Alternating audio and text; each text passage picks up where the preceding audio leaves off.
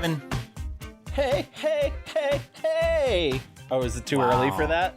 Is it too... I fucking hate... Were you planning that this entire time? I've been planning that for at least 2 days. Wow. Yeah. Wow, you said, I know exactly what I'm going to do. I Honestly, did. though, first of all, congratulations. That was excellent. And number two, I love that song. So Yeah, well, it's good. I mean... It's a good song.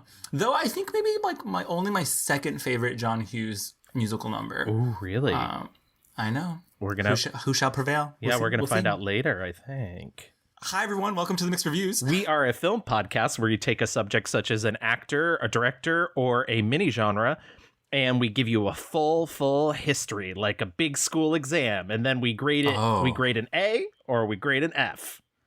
We are full. We are just overflowing, honey. This is the Golden Corral. You're going to the buffet and just getting all you can eat, hun. But sneeze guards everywhere. Just all the most sneeze guards, please. And please stay 6 foot away. Do you think Golden Corral will survive this? No. I'm surprised Golden Corral survived the yachts, to be honest. But, you know, she's been through things. Yeah, she's seen it all. Yeah, and so have I. Welcome, everyone. We're here. We're queer. Last time we talked to each other, Gavin, we talked about the lovely Miss Olivia de Havilland. Very true. I love doing those episodes because I love everyone's reaction online, just being like, "Oh my god!" Everyone just feels a little bit fancy for a little bit, you know, to dip into the waters of cinema. Classique. We never get a message that anybody's like, I had to adjust the color on my TV. I don't understand. Why was it in black? No, we never did. No. Thankfully. But that was a great episode, I thought. I hated it. No, I loved it. It was great. And I do love doing those classic episodes, and we should definitely do more of them. And I hope our audience enjoys them, obviously. Yeah, they're harder, I would say, for us for sure. Yeah. Just because, I mean, harder and easier, I guess. Sometimes there's like so much information. Yeah. Or, you know, the movies are harder to find. But I had to activate all 4 interns that I have to do the research. Yeah. And I must say, they're very happy not to be paid. Right. Yeah. I bet you Muffy is just like really excited to be activated. Absolutely. Finally.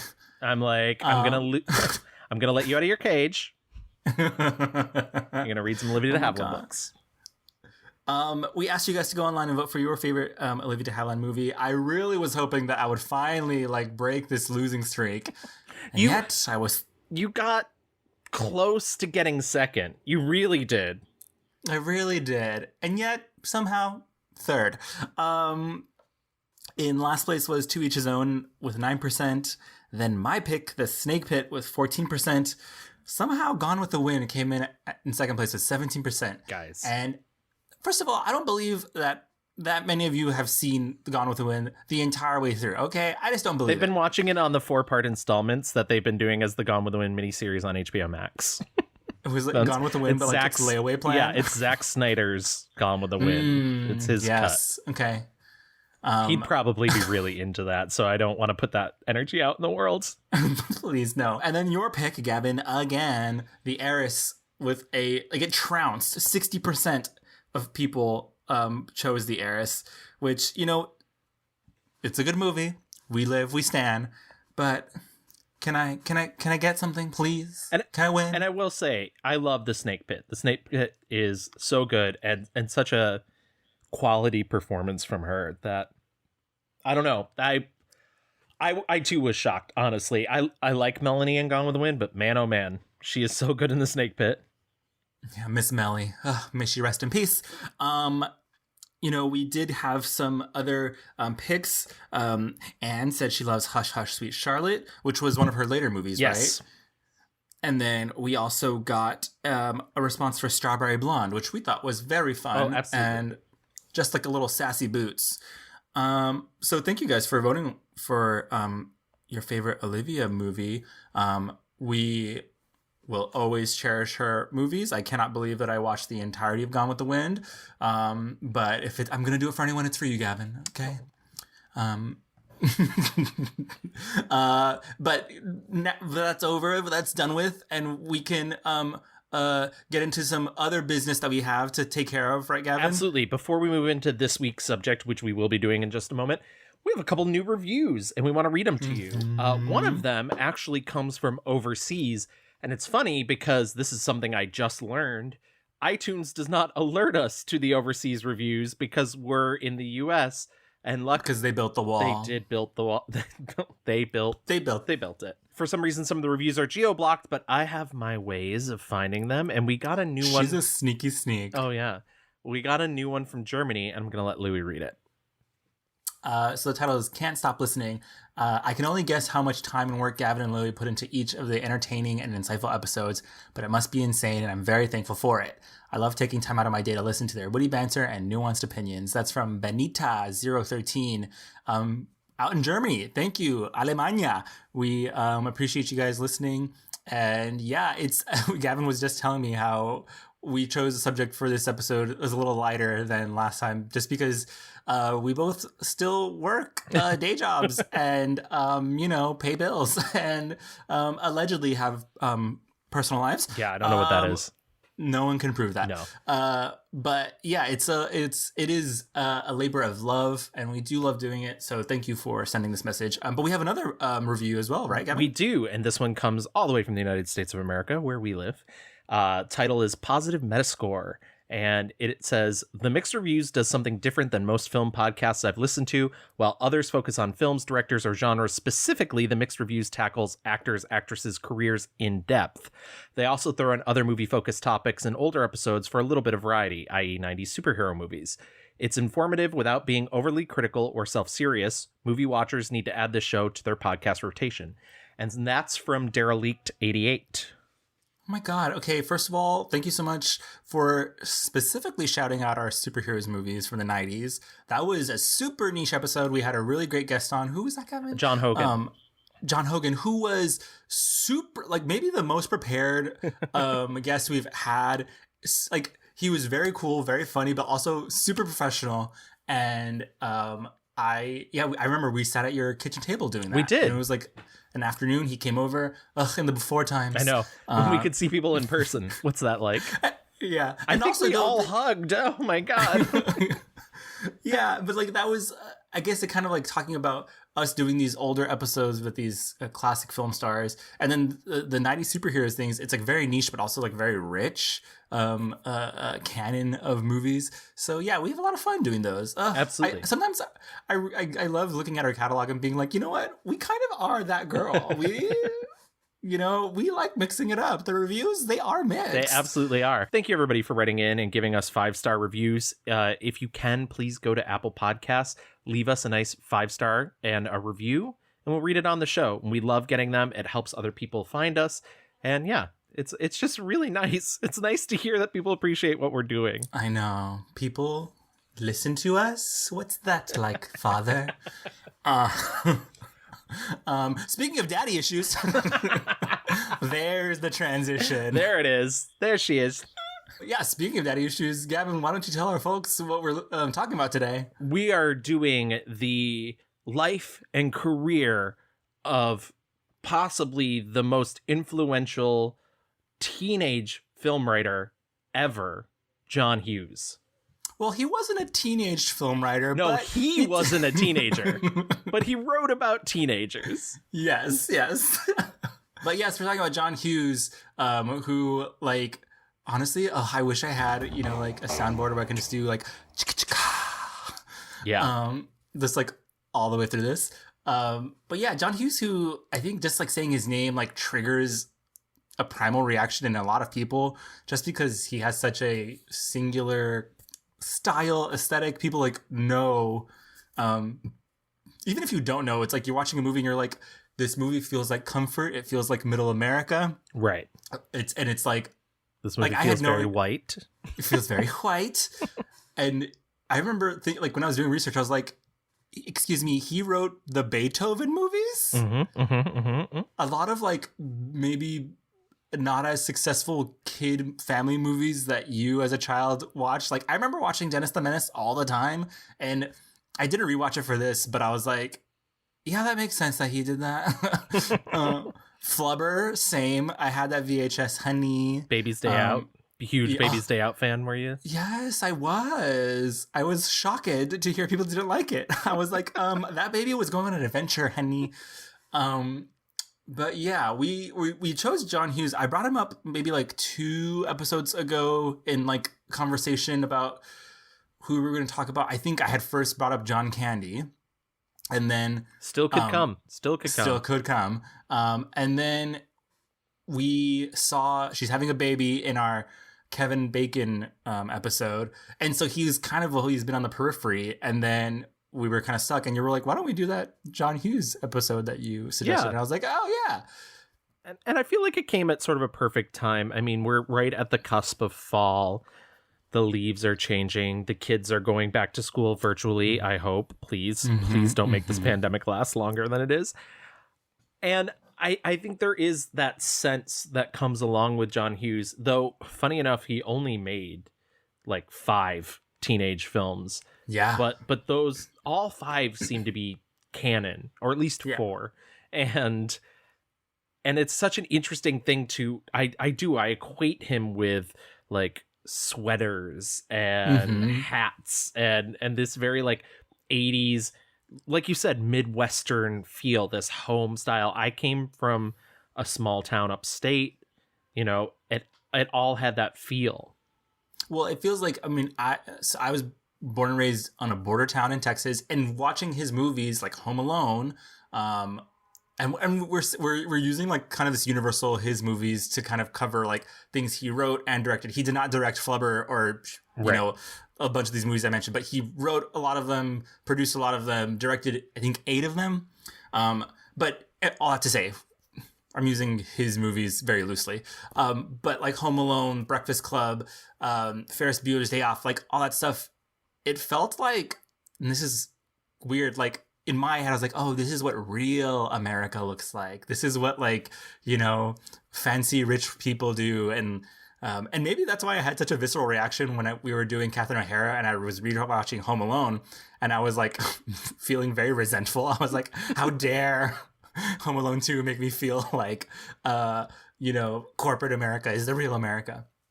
But yeah, I agree. I think like high school in my brain always feels super heightened during the fall semester season, whatever.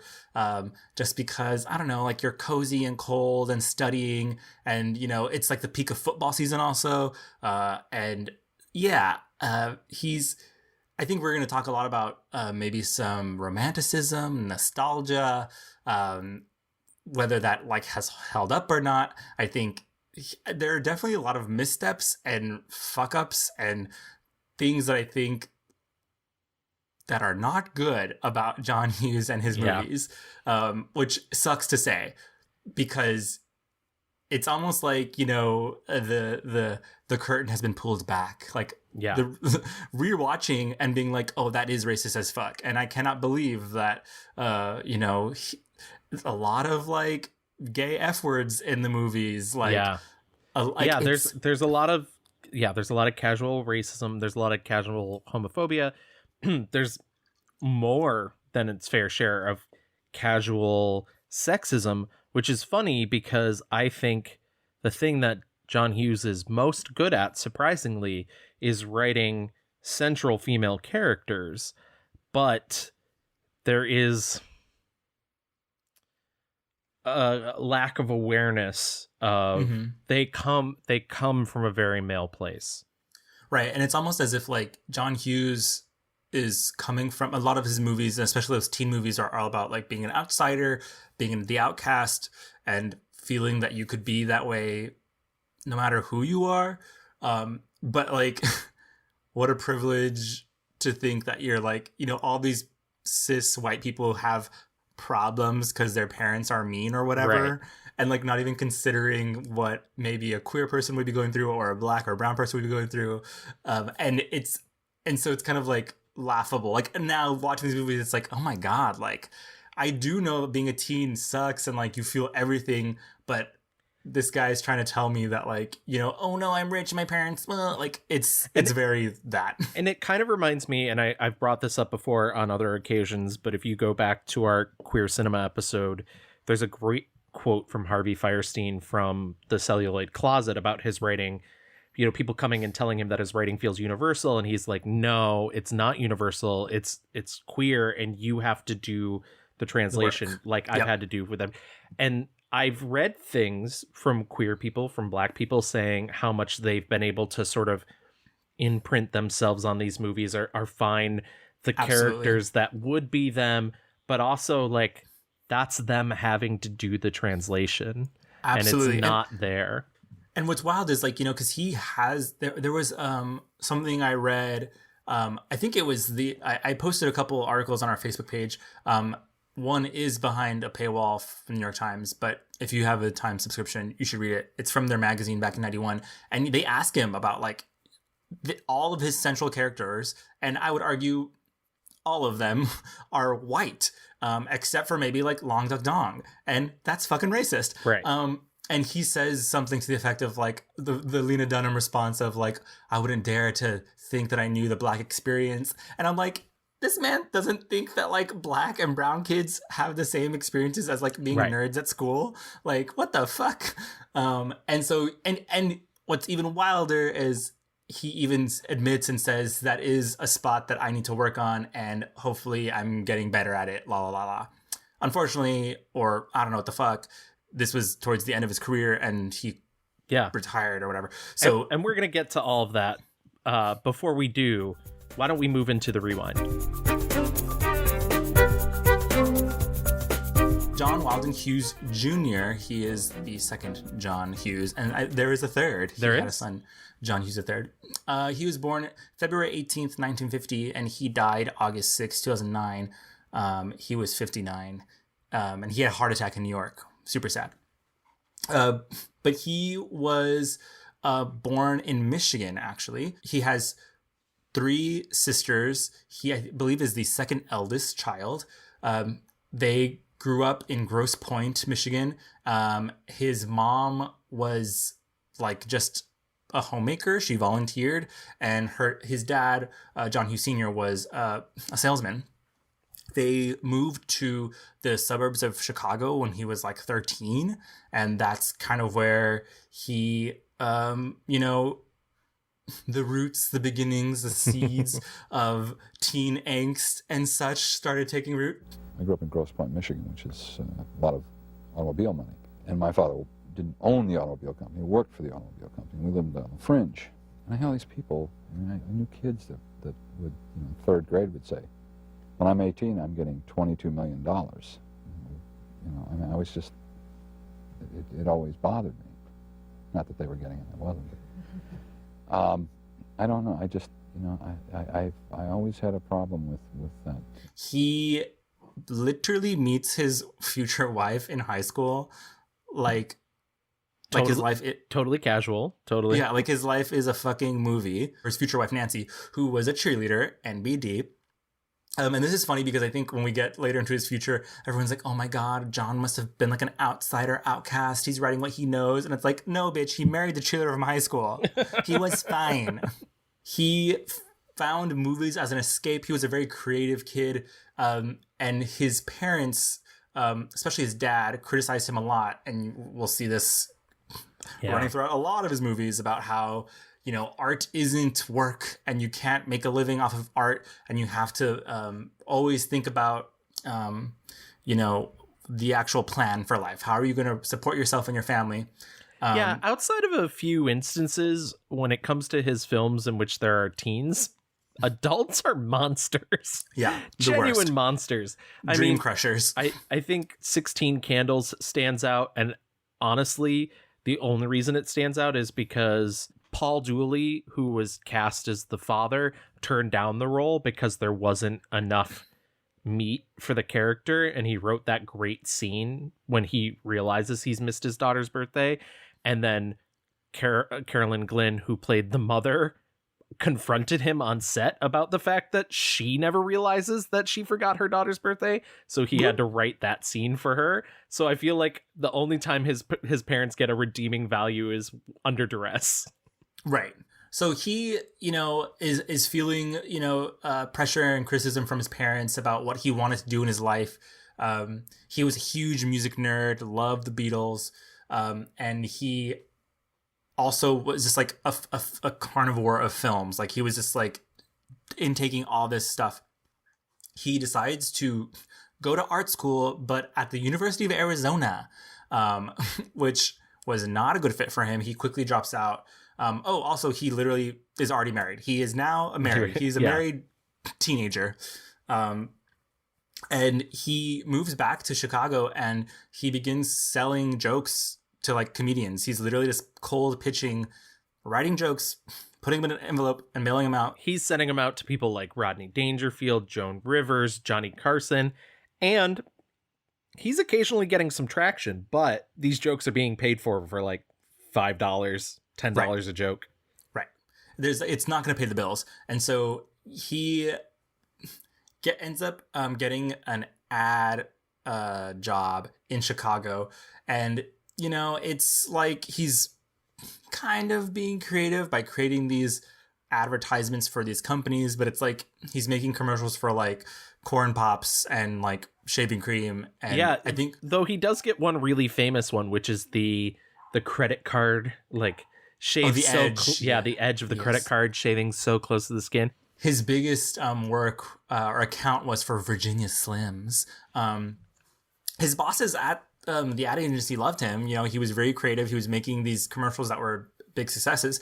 But so the Virginia Slims account, though, allowed him to travel to New York a lot, which I was reading up on him after I watched Planes, Trains, and Automobiles, and I was like, what the fuck is this guy doing flying from New York to Chicago for this stupid job? And I was like, oh, that was his life. That was his life, exactly.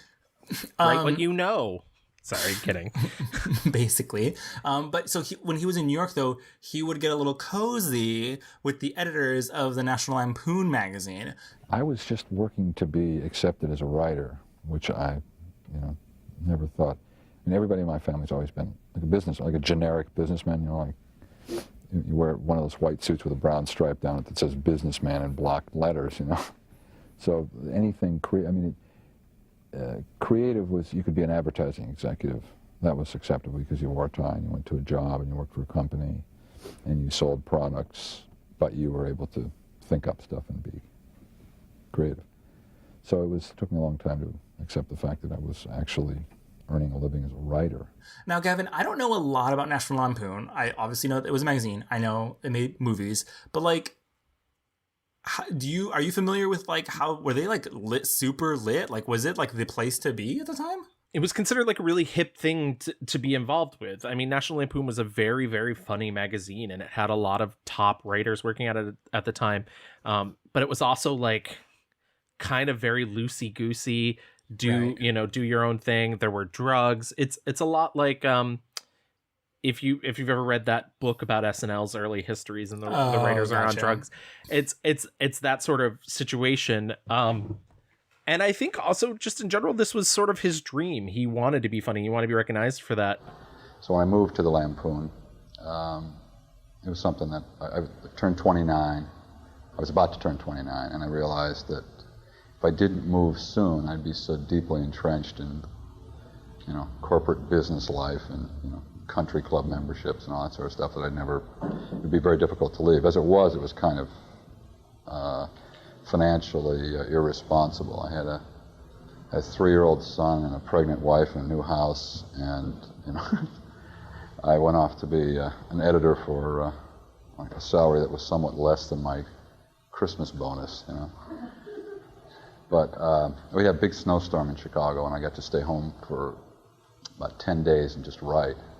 And it was so much fun doing that. I said, I can't go back and write commercials anymore.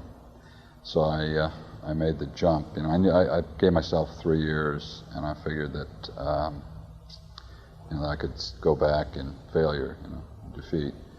But if I didn't try it, then I dreaded like being 75 in a nursing home somewhere, saying, I should have. And then I went to the Lampoon and wrote incredibly horrible humor stuff.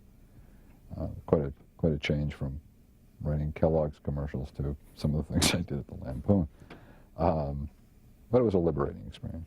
The funny thing is I hit this point in his history during the research process and was like, cool, whatever. This leads to movies. I didn't investigate any further, but Molly Ringwald did. And after he passed away a couple years ago, she wrote an article for the New Yorker, sort of revisiting his films, especially in the Me Too era.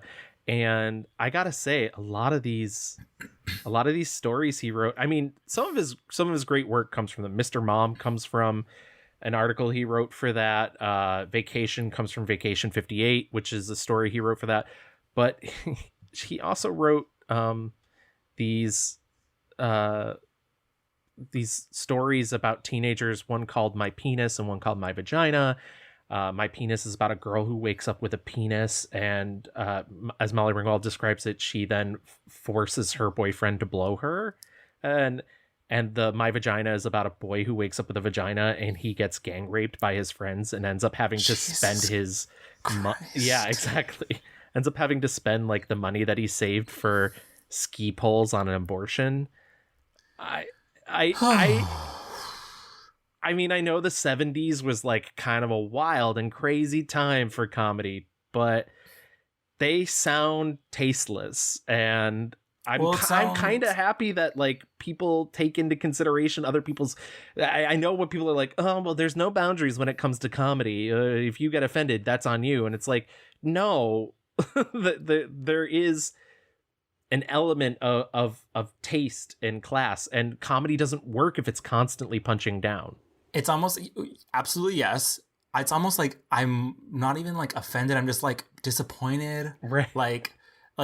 Or it's kind of like I too am in mom mode. Yeah, it's kind of correct. It's almost like, oh well, no wonder there's nary a gay to be found in his films. Like it's, and I keep thinking about that. Like he writes about like these. We'll get to this, but he writes about being an outsider. But it's like he is a white man from like a pretty like, and he said his family was pretty like upper middle class.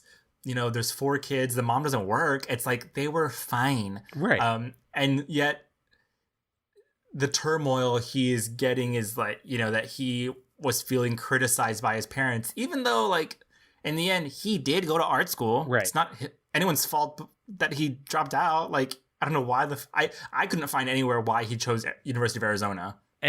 And there's also this element of class struggle in a lot of his work. We're going to probably get further into this in a moment, but his editor at National Lampoon was P.J. O'Rourke, who is conservative.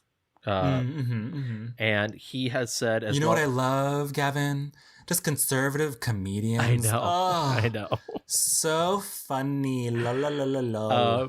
And then you also get, his friend Ben Stein, who ends up in a lot of his movies, who was a speechwriter for Nixon. Both of them have confirmed on a couple different occasions that he was a conservative Republican, and he just didn't like to talk about it in interviews. And I think it's hard to parse when you look at the surface level of his work, and you're like, a lot of his films are about teenage rebellion, and that doesn't really go alongside with the idea of, conservative politics. But I think all the things we're saying kind of leads you to believe that there's another way of looking at this that's beyond the surface level. Correct.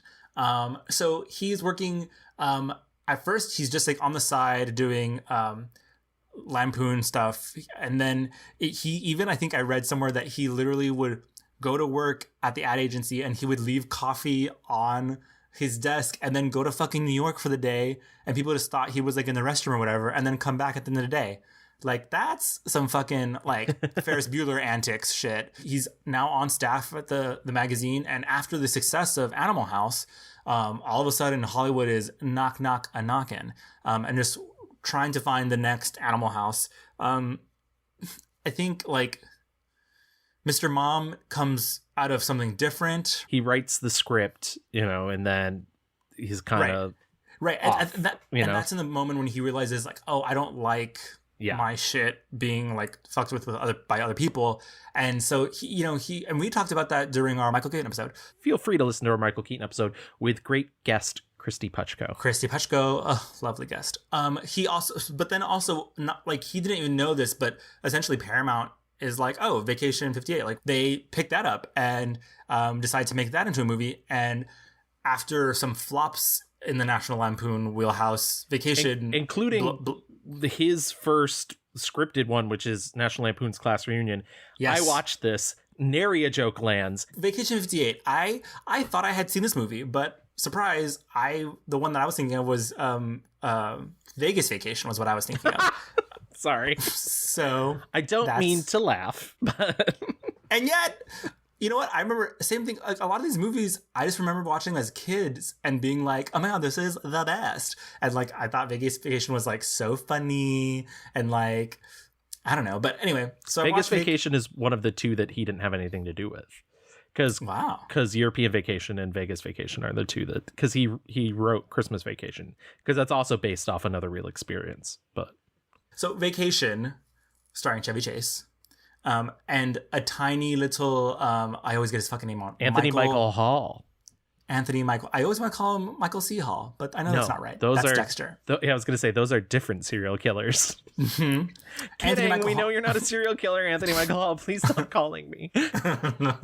knock. The tiniest little Anthony Michael Hall. Also the tiniest little Jane Krakowski. Yeah. But that movie is very racist. I don't know. I'm nodding along. Do you? Did I enjoy the film? No. But it is a big hit. It's a huge hit. People love it. I mean, so here's the thing that I think about for when I quickly realized when I was rewatching some of these movies or watching some for the first time, I was like, his movies are like fables and they should be like, or fairy tales. They should be treated as such. There is going to be like unrealistic nonsense that goes on. So you have to just like let that go. But that's part of the like fun and whimsy of it all. But like, it's hard to make whimsy out of like, oh no, we took the wrong street and now we're in like downtown St. Louis and all these black people are scary. Like, that's not whimsy. That's just ignorance and stupidity. and also like, when you think about like, through a conservative lens, like, of course, that's what they're like, fucking pumping through. Like, that's Trump rhetoric, like the streets are burning, like, blah. Right. And it's funny because once again, I guess this is the time to bring it up. A lot of his stuff is based on nostalgia, right? A lot of the things that he's talking about in his movies, a lot of the things, and we're going to be talking about more of his movies. And I know we're right on the cusp of it. And I know some of you are just here to hear about the teen movies, and we're going to get there.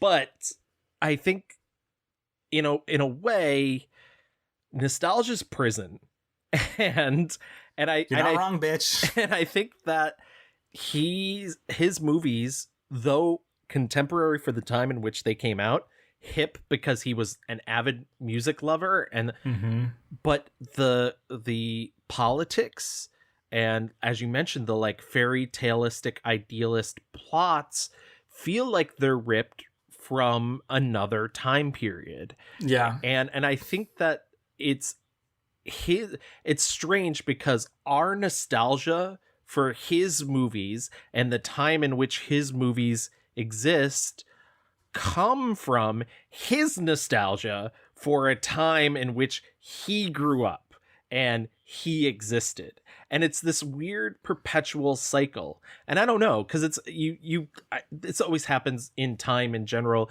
You look at the 70s, there's a huge like resurgence of the 1950s and the 70s. You look at the 90s, there's a huge resurgence of the 60s and the 90s.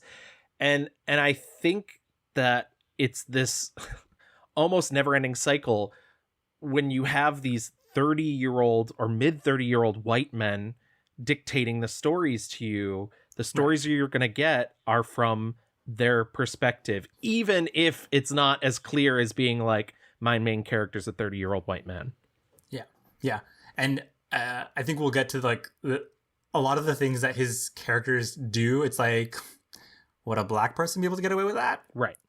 Probably not. Anyway, so he notoriously is a super fast writer, would write his scripts like in days. So, he would sometimes be working on a script and then like stop to take a break and then literally finish another script and like pumping them out.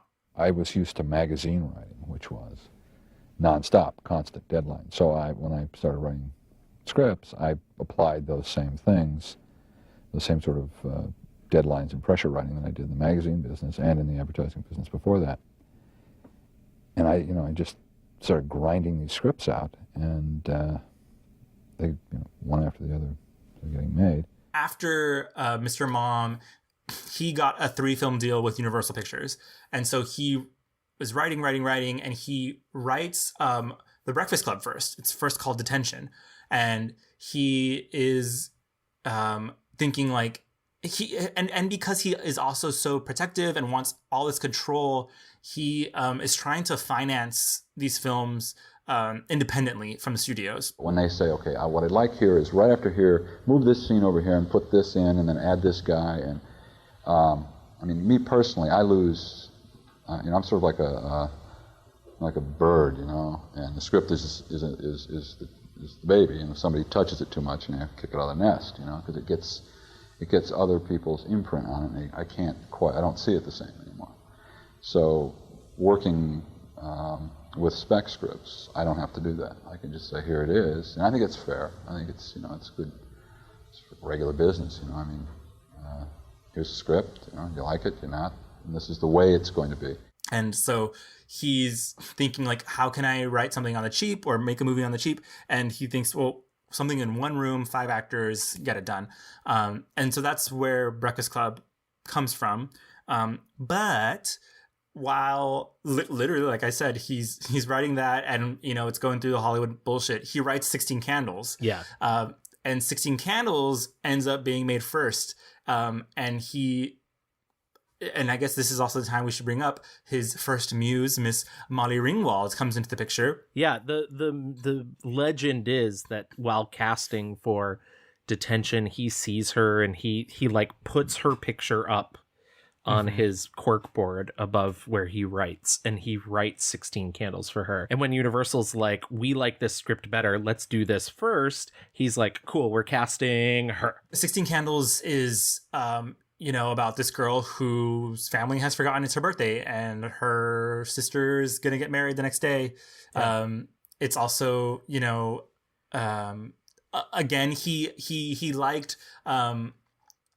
Anthony Michael Hall so much in Vacation. He just wants to cast him as the geek who is obsessed, like kind of just like really obnoxious. He's a freshman character who's trying to, get off. Yeah. He's just a walking hard on. 16 Candles, I mean, and it's huge. People, flip for it. It's, and Jake Ryan, he literally cast a male model. Yeah. Who was like able, and I will say, like, I don't know who this model person is, but like he definitely exudes the like, yeah, I'm like mask, but like, I don't know, like there's something about me, But this is also the movie where we get Long Duck Dong. Who is a Chinese foreign exchange student, played by a Japanese American actor. There's a gong that hits every time they say his name. It's very like, what's with the weird kid? Right. And he's literally only used to like be like a sexual pervert. John Hughes has said that like he wrote this character because his grandparents loved having foreign exchange students because they thought that they had more respect for elders and they were better than American kids. And so he wanted to subvert that and show how once the foreign exchange kid is out of the eyesight of the American, parents, they get fucking lit and wild and blah, blah, blah, blah, blah. Long Duck Dong is about your age, Sam. You two should have a lot to chat about. I love visiting with the grandma and the grandpa and writing letters to parents and pushing lawn mowing machine so grandpa's hyena don't get disturbed. Hernia! Oh, yes, indeed. He does the dishes and helps with the laundry, you betcha. May I be excused? Where are you going? I have a dance to go to at school. I have a wonderful idea. Would you like to go to the dance with Sam? He says that Getty Watanabe understood that, was on board, but I'm like, sis, what the fuck is he supposed to say? I mean, yeah, exactly. He can say that all he wants, but Getty Watanabe has also said that John Hughes didn't know for the first week that he wasn't foreign at all because he was just doing the accent. Like a week later, he had to be like, I'm from Utah. Yeah. So, yeah. like, and it's not even like, it's a South Korean accent. So like, right. I think 16 Candles, though, is mostly successful because of Molly Ringwald's performance. Yeah. I think she is such a good avatar for, forgotten youth, like kind of, she's wandering and she's like a little salty about it. Of course, who wouldn't be? Yeah. But she has a good head on her shoulders. And the movie, like the solar system around her of fucking freaks, and she's like the only normal human being, and she's like, what the fuck is going on? And that's kind of why you immediately connect with her. I'll be honest, I hadn't seen this movie since I was very young, and I didn't really like it this time, but I will say the thing I appreciated the most was how sort of undefined she was as a high schooler. You will see in his later films that like everybody gets much more categorized and everybody like stays specifically within their cliques, and she didn't seem to have that. She seemed much more free floating and just sort of and every person. By the way, the reverse of that, Anthony Michael Hall's character, who's just a complete outcast, and we've also not even touched on, and we're not going to make this whole podcast about 16 Candles, but he date rapes a girl at the end of the movie. It's implied something happened, but it's okay because she enjoyed it. I was wondering about the ending of the movie because I was like, he does take her, they don't show like them doing, like she's very fucked up, this girl, and by the way, movie, like played by Havlin Morris, who is great in that role. I was like, oh no, this is gonna go to a very dark place. It doesn't like lean into like the darkness as much as I thought it was going to. He does take her home, and she kind of like it's a morally, ethically sticky, area. Gross. She's also mentioned in that article Molly Ringwald wrote because she like met her for coffee and she was kind of like, well, I never thought of it that way, and like I don't think it's meant to be, and then emailed her later and she's like, actually it's a little uncomfortable that like Jake Ryan trades his girlfriend who is blackout drunk for a pair of panties, and he's the hero. Yeah. It's Ruth Stoof. Yeah. But it's a success. It's a hit. Yeah. And I will say, like, we're just being critical because we have to be. The movie definitely, it's set the groundwork for this like teen fantasia. The girl gets the guy in the end. Right. There's the scene with the cake. And the thing it does too that other films weren't doing at the time is you basically had two polar ends of the teenage film. You had after school specials, which no teen would be caught watching because they were all about moral and they weren't plugged into what teens liked. And then you had things like Porky's, which were like teen sex comedies where the women are even more paper thin. The men are all idiots. And so he's able to find the middle ground because while his films might not be exactly moral, they do treat these teenagers like people, and it centers their world, even though once again some of the drama isn't exactly life altering. I mean, 16 Candles is a movie about a girl whose parents forget her birthday. Pretty in Pink's about a girl who wants to go to prom. That these are not going to change the universe, but they treat these subjects in a serious way that kids at the time are thinking about them in such a manner. Also, those two specific examples, when you're that age, it is the end of the world. It is the end of the world. It matters. And so to have someone treated as such was such like an aha moment. Like, holy fuck, this guy isn't talking about like, oh no, I did drugs and then I died, or like, or whatever bullshit, adults thought was happening. It was literally as simple as, remember me think about me. You know, don't leave me alone. Like that. Right. It's that simple. And I'm just real true to those feelings. I mean, you know, what it's like to feel completely grown up, completely capable of being responsible for yourself, and having someone saying, in the midst of all of your problems, what time are you going to be home for dinner? I mean, I remember that stuff, you know, or not being given credit for the scope of a problem. And your father would say, 3 years from now you'll laugh about it. Well, you're not laughing right now. After 16 Candles blows up, they make the Breakfast Club, which might be like the zenith of, and this is crazy to say, but like I think it's his definitive movie. Yeah. And he casts, he says, we're having Molly again and we're having Anthony again. They will be in it. Yeah. And he also casts Ali Sheedy, who he had met during the casting process for Pretty in Pink, and was like, she's not right for any of this, but I'll keep her in mind. Yeah, I need her. She's coming later. And so he makes Breakfast Club, and it's, you know, it pops off. People love it. It, you know, blows up. It's like you said, the labels. Everyone has a specific thing. The jock, the geek, the criminal, the basket case, the princess. We got them all. We won this round of trivia. It's like we all have a thing, except we're the same. You're welcome. Yeah. And so it was like, what was after that? He said after that was Pretty in Pink, right? Yeah. But he decided Pretty in Pink that he wasn't going to direct because he was going to put all of his effort into Ferris Bueller's Day Off, which is another script he wrote in like 24 hours. Right. And I think that's kind of becomes like the thing. He will do like 2 movies a year, and then like a third he'll like give off to someone else. Right.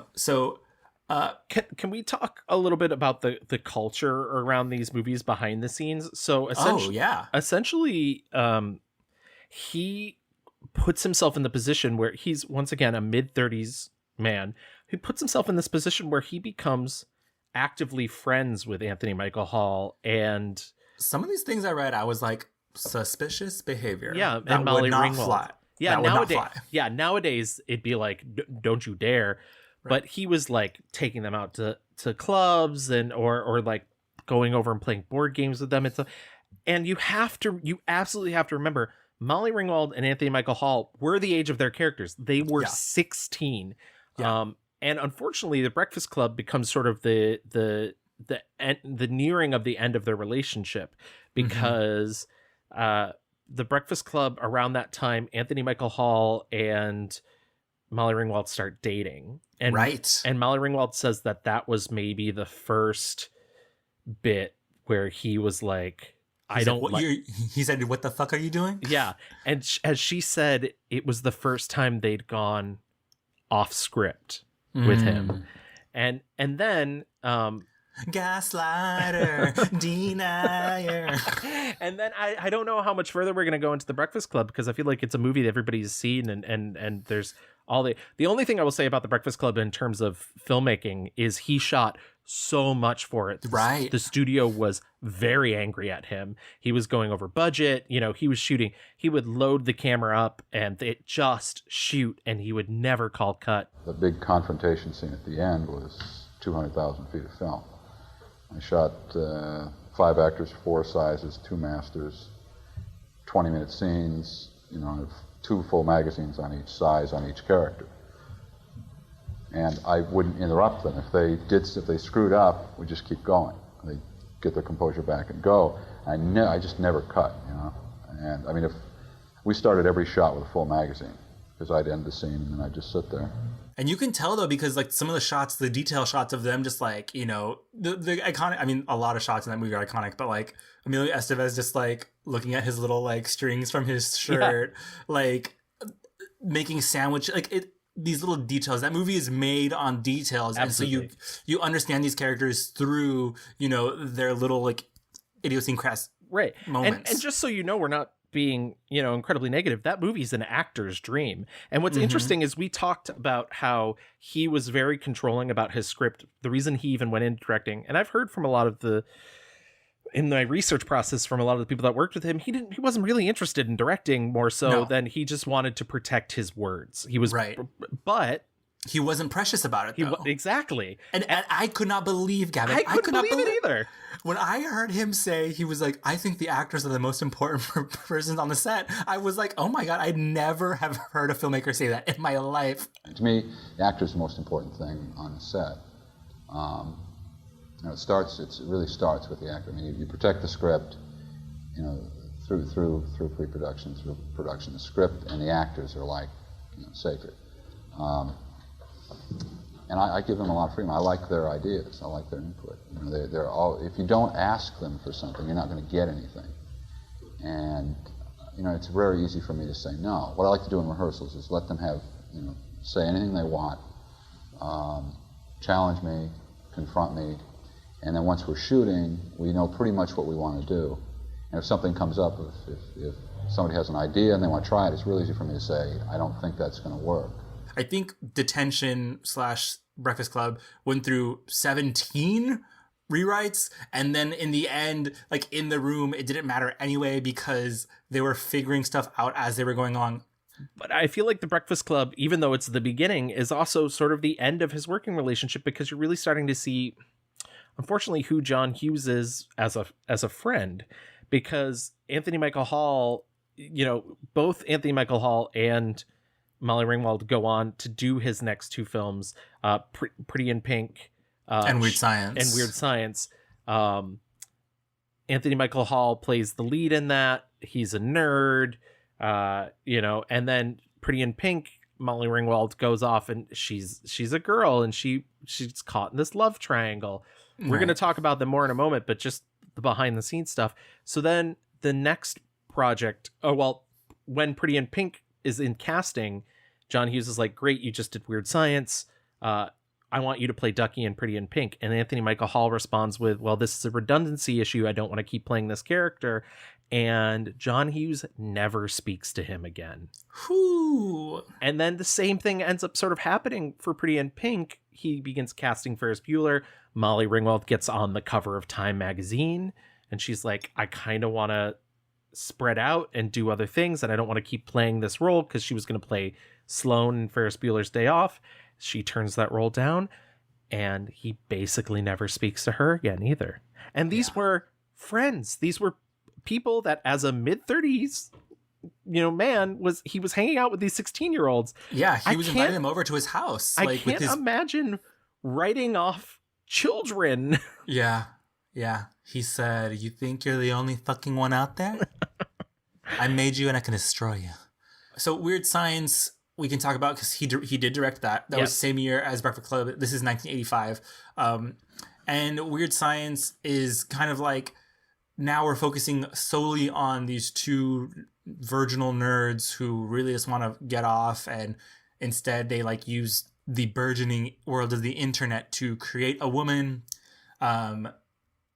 For all you internet Tumblr gays, this is where we get the gif of like the guy wearing the woman's underwear and the crop top, and it's very hot. But it's a joke. This movie is weird. I don't understand what the message is.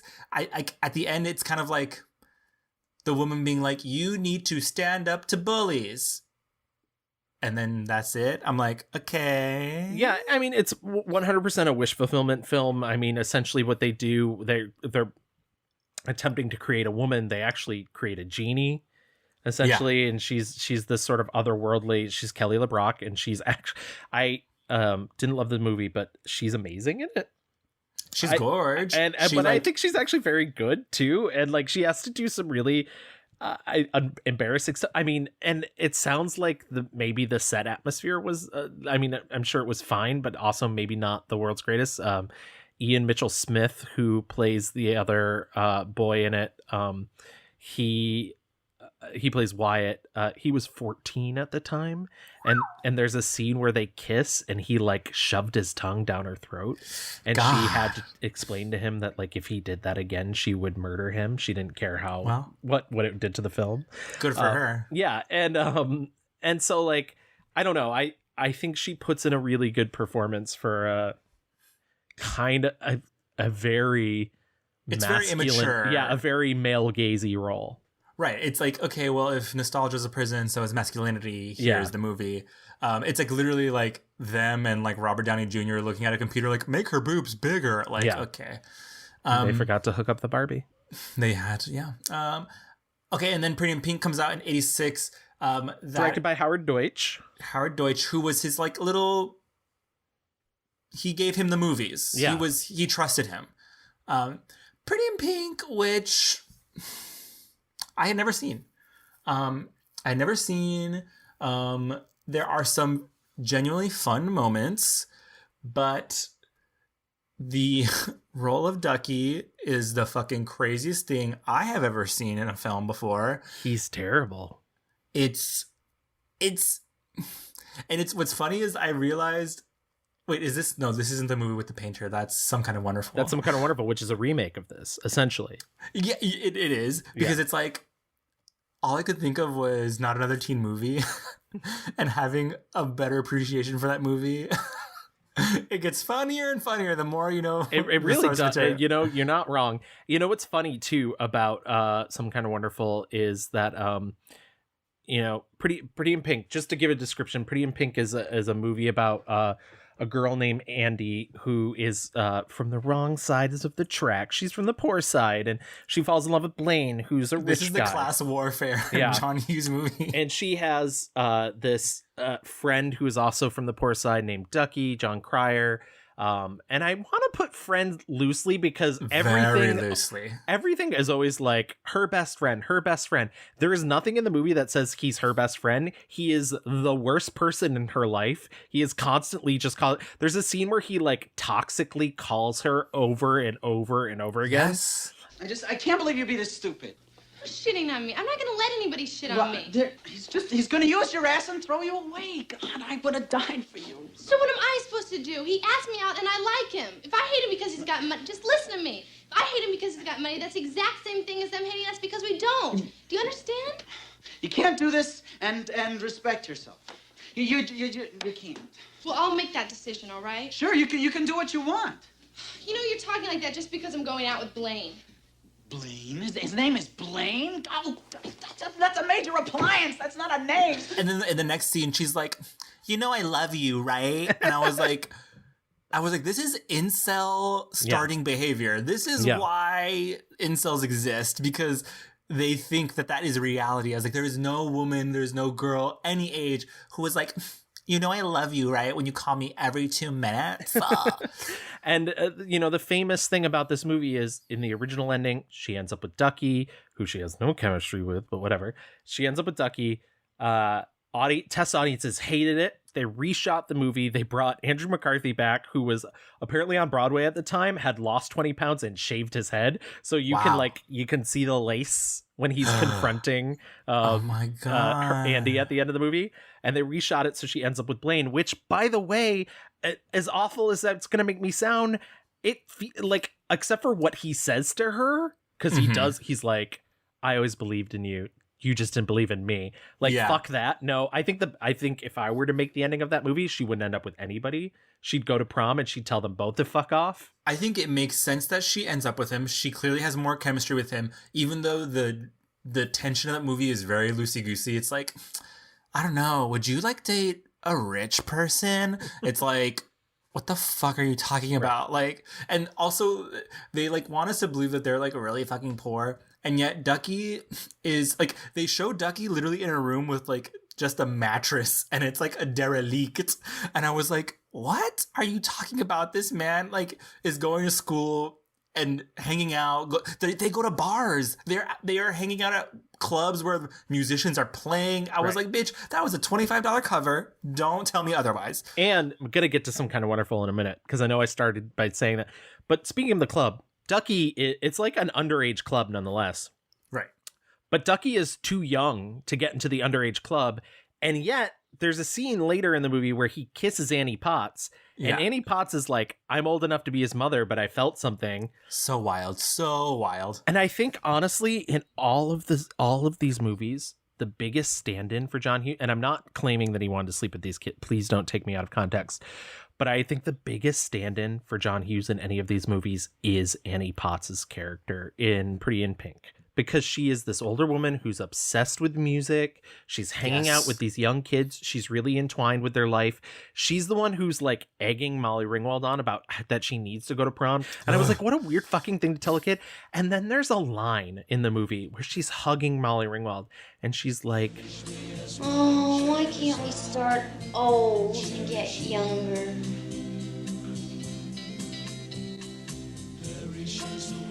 I envy you. I really envy you. Iona, you're gonna OD in nostalgia. Yeah. and I was like, this is John Hughes. I was Yeah. like, this is him. Yeah. You're not that slick, honey. Yeah. Overall, watching the movie was fine enough. Oh, yeah. You know, I think like I think the it's- stuff with her and Harry Dean Stanton's really great and holds Yeah. up and is maybe my favorite thing in the movie. And that's the reason why her and the rich guy need to end up together, because they both have these parents who are, you know, like flimsy and like maybe unattentive and, you know, are not the parents they should be. And so you feel that.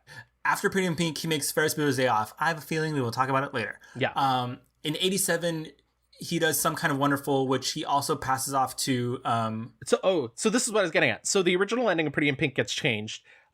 He gets super mad at Howard Deutsch and he's like, we're not going to talk again, like he does with everybody else. But then the movie does incredibly well. They've already hired Martha Coolidge, who did Valley Girl, to direct Some Kind of Wonderful. He fucking gets rid of Martha Coolidge and replaces her with Howard Deutsch because he's such a box office draw now. And this is the movie where literally he gets the like ending of the character ending up with the like nerdy outcast friend, which is fucking bonkers because it's like she's so fucking hot, like Mary Stuart Masterson in her like little haircut and her like fake really bad drum playing. Yes. And that's a great cast. Eric Stoltz plays essentially the Molly Ringwald character. Mary Stuart Masterson plays the Ducky character. Leah Thompson plays the Blaine character. Yeah, I love Leah Thompson. She Leah goes Thompson. on. She goes on to marry Howard Deutsch, by the way. Yeah.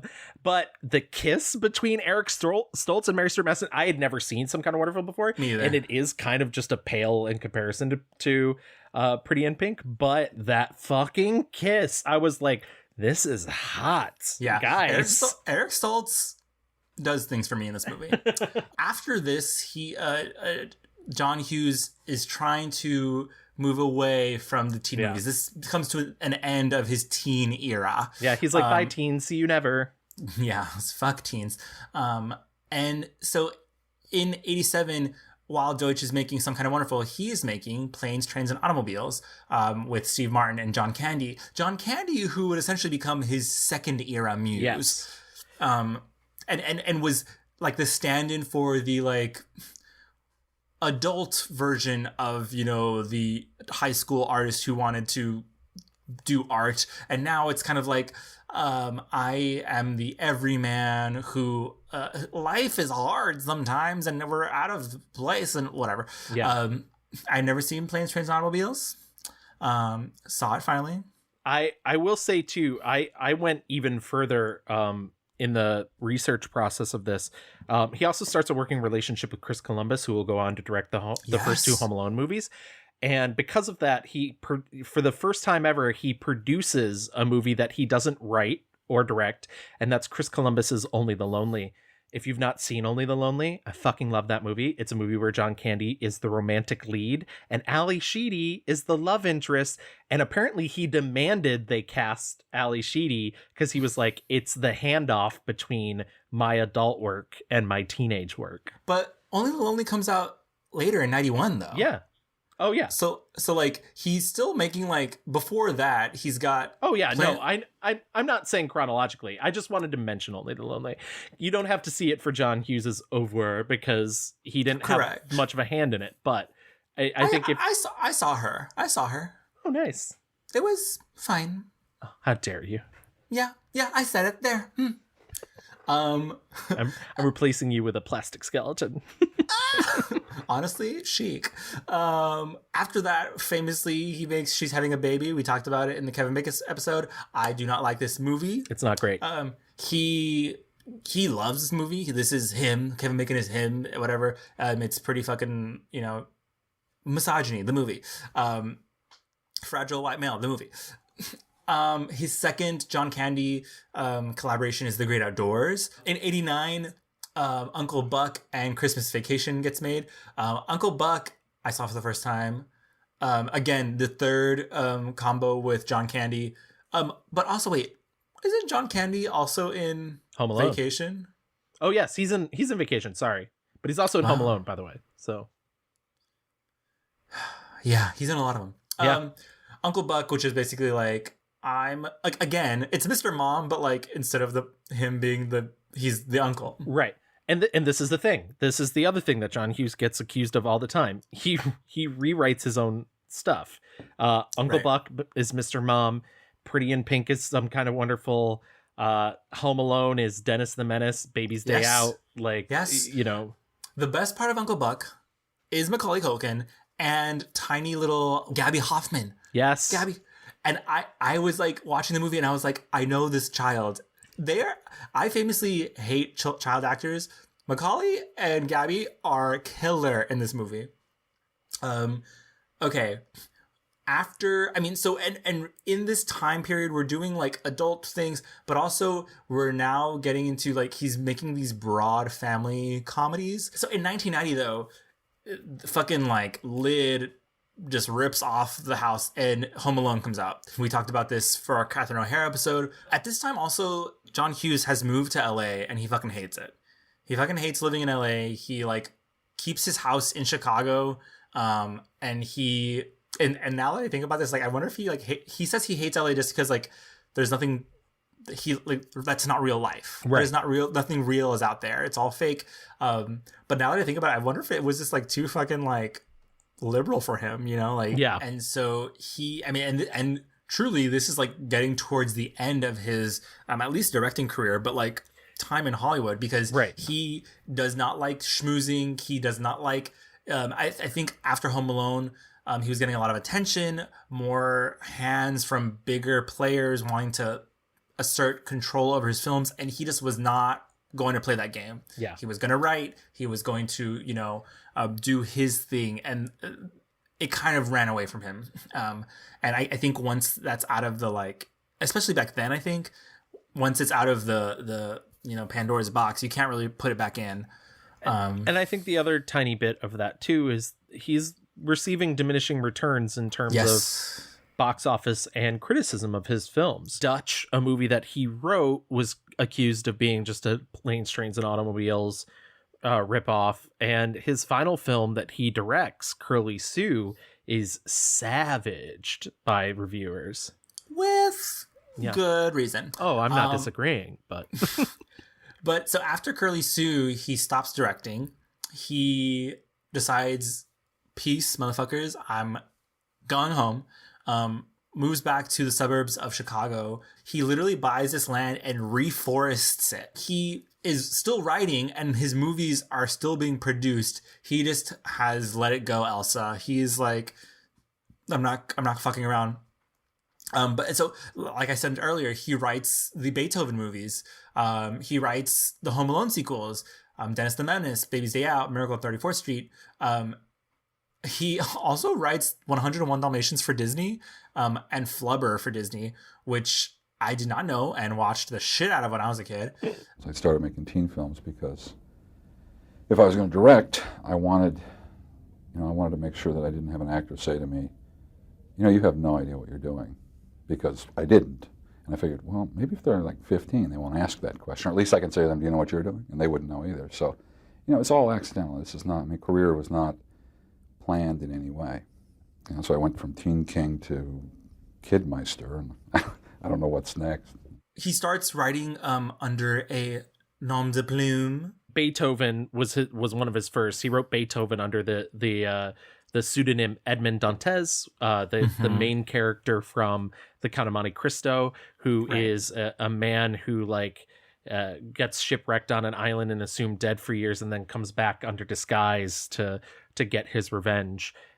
He writes Beethoven, Made in Manhattan. So that kind of like comes to the end of his. I mean, his last credit is Drillbit Taylor, and it's, you know, it sucks. Of the two articles I posted on our Facebook, there's a Vanity Fair article that's pretty iconic. It was written the year after he died, and the writer, David Comp, he talked to John's sons and reveals, you know, just like 300 notebooks of writing, his wishes, his wants. He said and thought, you know, he'd be writing until he was 80 and making movies. And everyone you talk to, there's a bunch of interviews of people being like, I thought he was going to come back. I thought he was going to come back.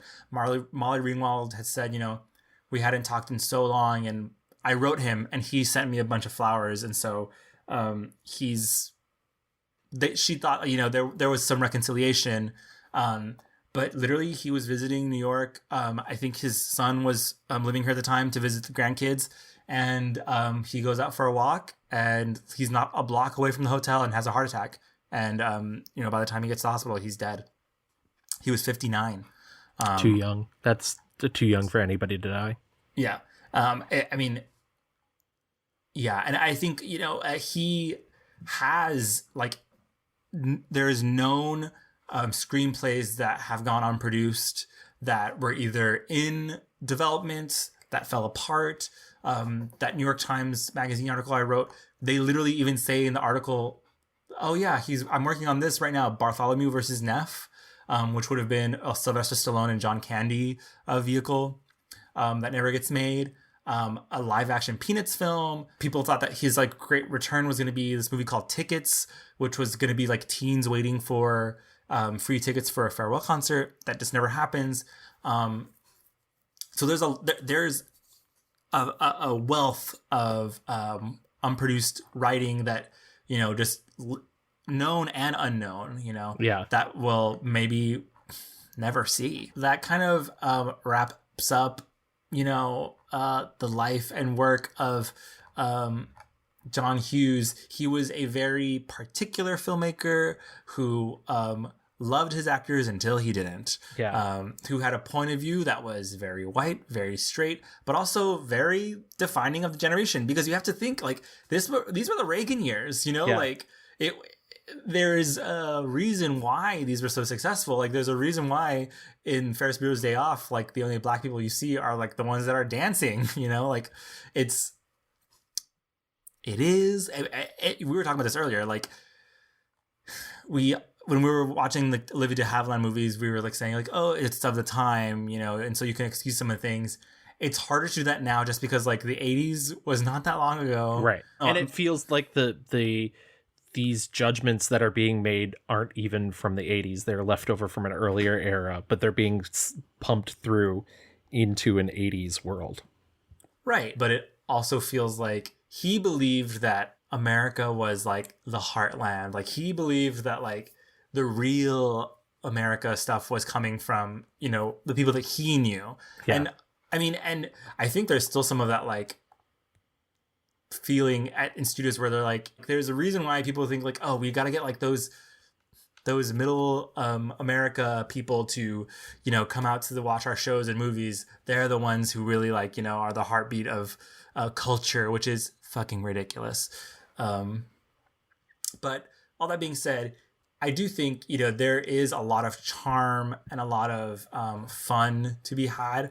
I just think it's super important to like be critical and understand that you know, this is not the real America. Yeah. With that, I think we should move into our picks. I think that's a perfect place. So let's start with our 1-star reviews. It pains me to say this, not because of the content of the film or because of anything about it, but it has my favorite theme song of all the movies, and my pick is 1985's Weird Science. Weird Science. Yeah, Oingo Boingo, amazing. And that's the thing, you know, John Hughes was all about his music, and he knew the references. You know, John Candy's son said that like a month before John Hughes passed away, he gave him an iPod just filled with thousands of songs, and he loaned it back to the family for them to play at his funeral, which I think is so lovely. And then I know, and then apparently he would do it all the time. He was giving out iPods, like mixtapes, yeah, essentially. But to come back to Weird Science, we talked about it before. It's two nerds. They're pubescent, and they use their computer to Frankenstein a girl together through magic. They literally watch Frankenstein. They do. Colorized. Come on, guys. Please. Anyways, you know, she's played by Kelly LeBrock. I think her performance is really great in the movie. However, I think this movie is unrelentingly sexist. I think this is maybe the most racist of his movies. There's a scene where they, like, Lisa, the genie, played by Kelly LeBrock, brings them to a club, and Anthony Michael Hall, for the next 15 minutes, does, like, jive speak black impersonation. Let me tell you my story, man. Last year, I was insane for this crazy little 8th grade bitch. Okay? Crazy? Insane? Insane? Crazy? I was nuts for the woman, man. Now you gotta believe me. I'm serious. I'm telling the truth here. I'm speaking to you. I mean, I was nuts for the girl. And what did it to me was these big titties she had. For a 13-year-old girl, man, she wouldn't have had to worry about no titties for the rest of her life, boy. You know, she was set and she was looking good, son. That's the truth, baby. He does that bit a little bit in The Breakfast Club. He does. When he's high. And a part of me is like, did Anthony Michael Hall do this? And people are like, this is hilarious. Yeah, and they're like, put it in the film. Like, I can imagine John Hughes being like, this kid's a star. He can, like, do... Like, you know what makes me even more incensed about that is that Stanley Kubrick, like, loved Anthony Michael Hall because of the John Hughes movies, and was like, he's the next Spencer Tracy, and was going to cast him in Full Metal Jacket, and he had to, like, the talks fell through. But I can't imagine, I'm just imagining Stanley Kubrick watching Weird Science and being like, ooh, yes, this is Spencer Tracy. Like, yeah. Fucking psycho. But anyways, so Lisa's there to teach them the lesson that, like, they should have more confidence in themselves, I guess, and that they should fuck the women they want to fuck because girls will like them, even though the girls kind of fall in love with them because they throw a big house party. Yeah. And there's I also forgot that there's, like, a really late third act car chase that the movie could totally live without, but I almost feel like was a studio note, just like something exciting needs to happen now. Right. I mean, that movie is basically just a couple of scenes strung together. It's also maybe the worst parents in, I mean, maybe not the worst parents, because I feel like Breakfast Club has some really horrific stories of parents, but like Gary's parents are, I have no idea what he was going for with them. Then there's Wyatt's grandparents who, like, have this really out of nowhere. They're also a third act edition. Like, they're just like, we need to make sure Wyatt isn't alone this weekend. Who's playing Wyatt's brother who's an asshole? So that is the late, great Bill Paxton. And he is also really great in the movie, I will say. Character of Chet Donnelly, who she turns into a turd monster at the end of the movie. Turd monster. Which is maybe my favorite thing in the entire film. Would you please turn me back to normal, please? I haven't done anything to you. No, but you've done plenty to your brother. Like what? Well, let me see. You've nagged him, harassed him, suppressed him, kept him in fear of you, extorted money from him. It's done out of love. And there's fun stuff in it, like any of the scenes where they're, like, making Lisa and all the magic, like all the, like, the dog on the wall barking, and I think some of that stuff is genuinely fun, but it's I I can't morally recommend this movie, and maybe moral's not the right word, but like, I don't know. This movie should have Kelly LeBrock, much like you were talking about Gone with the Wind, should have Kelly LeBrock come out at the beginning and be like, the 1980s were a different time. This is like, yeah, and she needs to be like, you know, when Trump and all those fucking Republicans were talking about locker room talk, they're talking about this movie. Yes, exactly. Specifically. And it's like, but it's not fucking okay. Like, this is the movie that, like, talk to your fucking sons about like how to treat women, right? And I think that's the most depressing thing about it is our two heroes, Gary and Wyatt, are supposed to be the stalwarts, but there's nothing based on their personalities that really separates them from, you know, the Robert Downey Jr. or the Robert Russler character, Ian and Max, who are their bullies. And you know that because at the end they become friends to create a second genie woman. Like, they're the. And it's like, and yet, no matter what, if you're a nerd or not, you can come together with another white dude to talk about boners and boobs. Yeah. Like, it's fucking wild. This movie wasn't incredibly well received, but it was well received enough. And Roger Ebert even called it, said the film was funnier and a little deeper than the predictable story it might have been. So like, I don't know. It's reception. It's like held as part of this John Hughes pantheon. And I think it's maybe considered nowadays one of the lesser ones, but I think it should be way pushed towards the back, which is unfortunate because I also, like, as a kid, I remember watching the TV show spinoff that ran for like 5 seasons with Vanessa Angel as the Lisa character. Good pick, Gavin. My 1-star review, it is 1991's Curly Sue. Yeah, this movie is so bad, and I have a hard time with movies all the time that are like homelessness porn, you know? Yeah.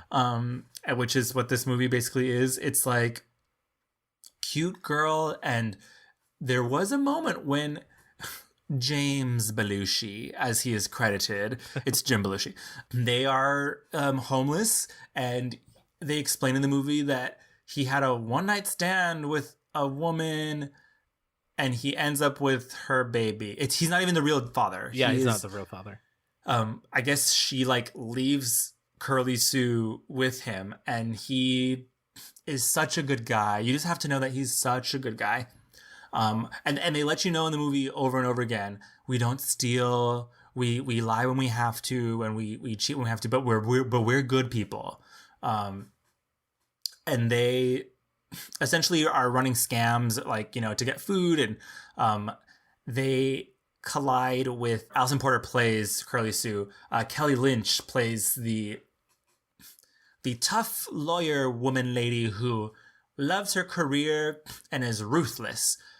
Except literally the minute she like runs into Curly Sue and Jim Belushi, she's like, oh, well, I guess I'll let you guys stay. Like, talk about a fucking like flimsy character. I was like, how dare you try and sell this woman off as like this hardened, no-hearted bitch, and then throw a child at her, and she's like immediately into it. And she's such a caricature of that in her first scene. And I just realized that case happens throughout the entire movie, and in the end, does. The gag of the end is that she has pictures of the husband with the pool boy. Dun dun dun. And well, there's your gay character. Finally. Finally. And it's very just like, she has a very awful kind of boyfriend, I guess, who is like, what are these urchins doing here at our snooty patooty place? And she's like, no, but, and it's the movie just sucks. Like, I think Curly Sue, the actress and character, are very charming, but the politics of this movie are very weird. Yeah. And it's like, of course, I cannot wrap my head around this woman who is falling in love.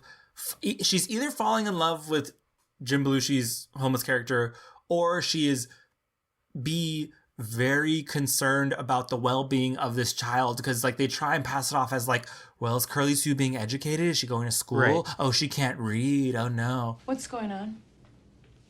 Well, I'm recuperating. Knock it off. What are you doing with that little girl? What do you mean? Has she ever been to school? Well, briefly from time to time. She's completely ignorant. She's not ignorant. She's illiterate. That's not ignorant.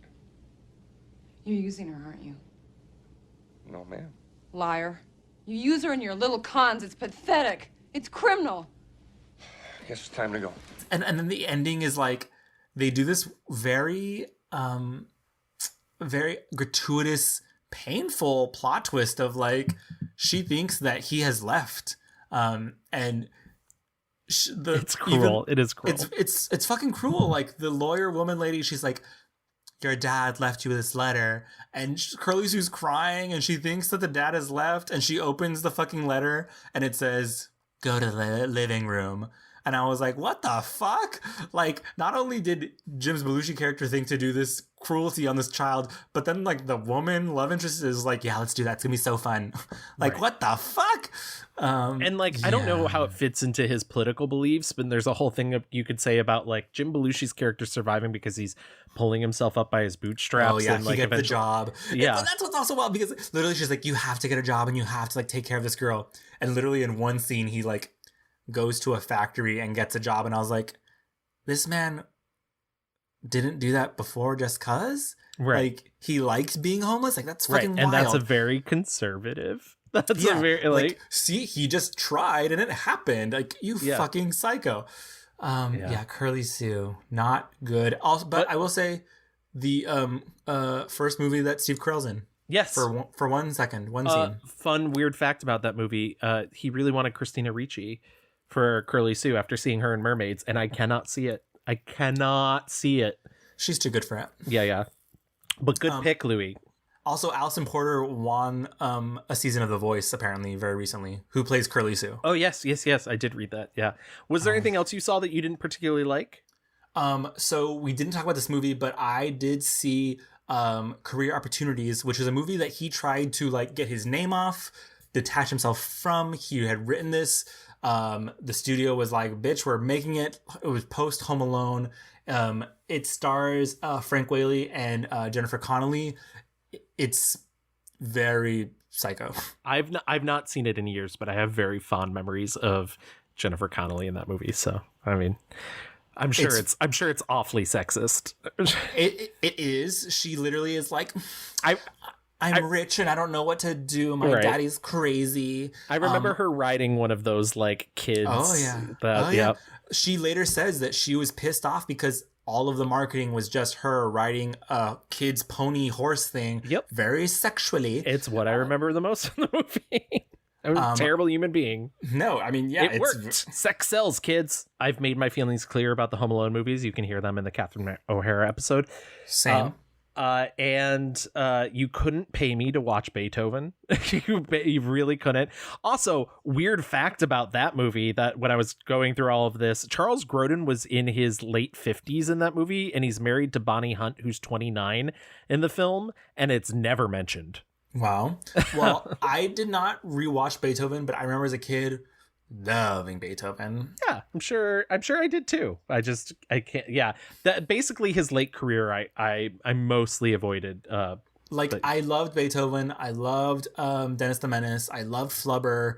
They were just like kid movies that I guess, I don't know, he had the formula, but I imagine watching them now would be a challenge. But who knows? Anyways, let's get out of here and let's get into our 5-star reviews.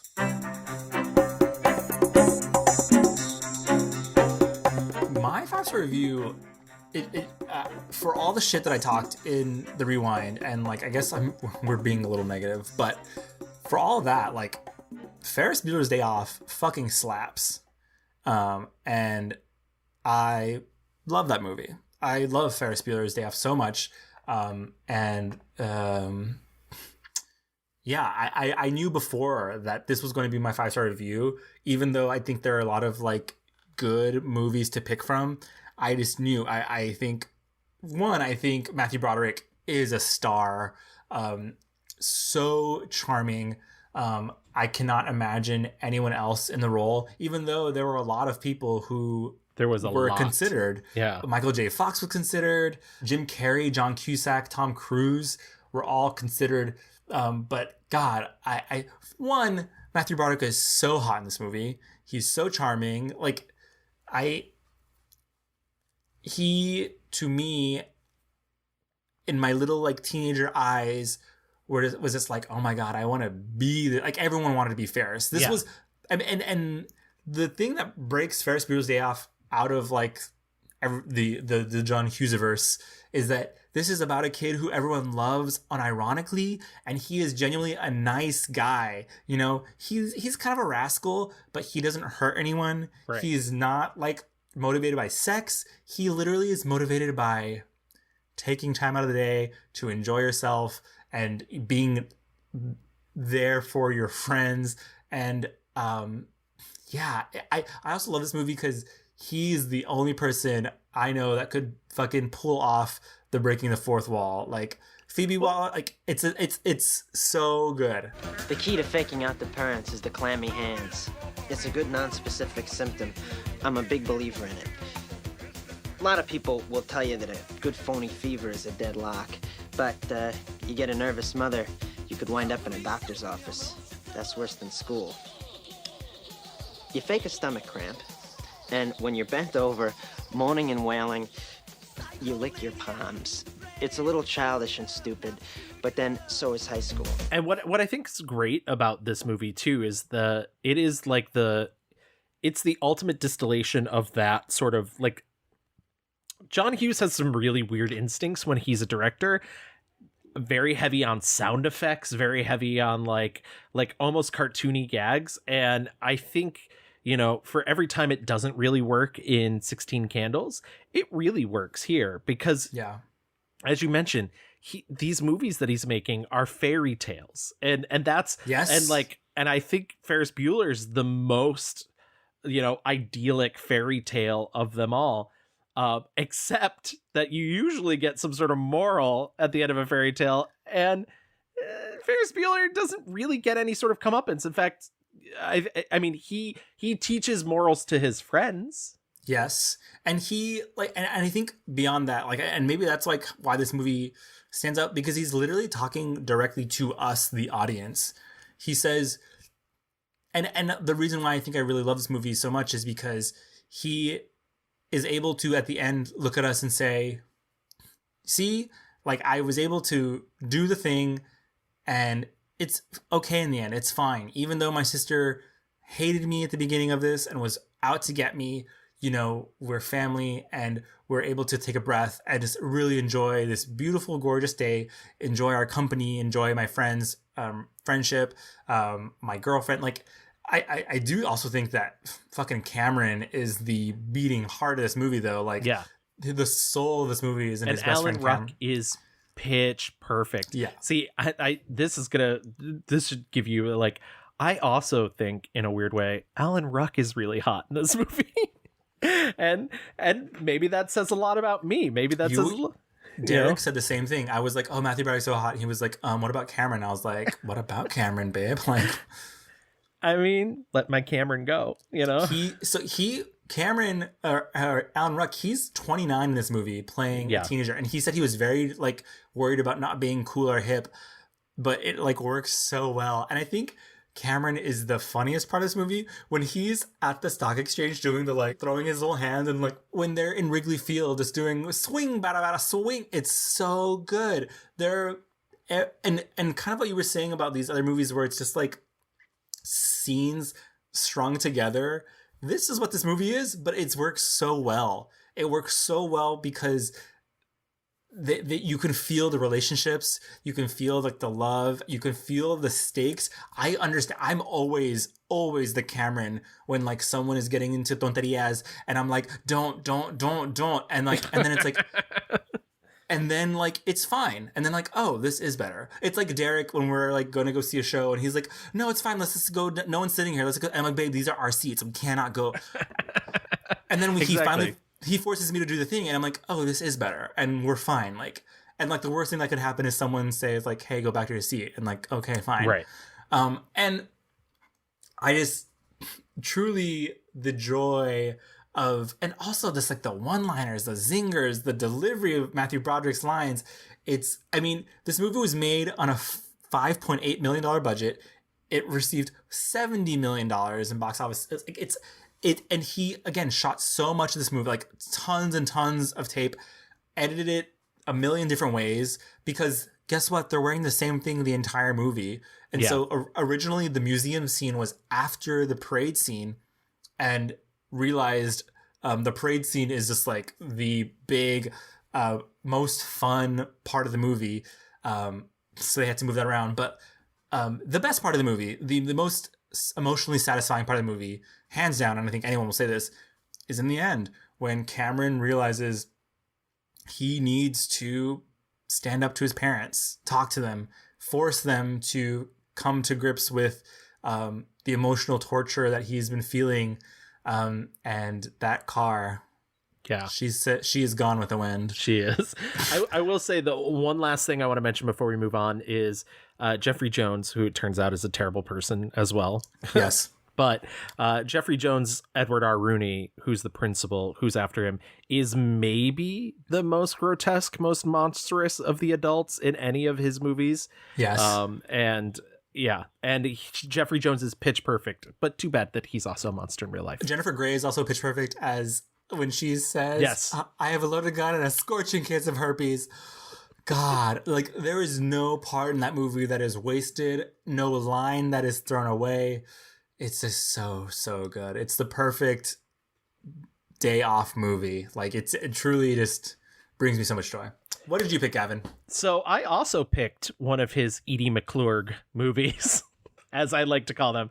Edie McClurg? Edie McClurg, who was the administrative assistant to... I was just about to... Yes. 1 year later, she's in a little film called Planes, Trains, and Automobiles in 1987.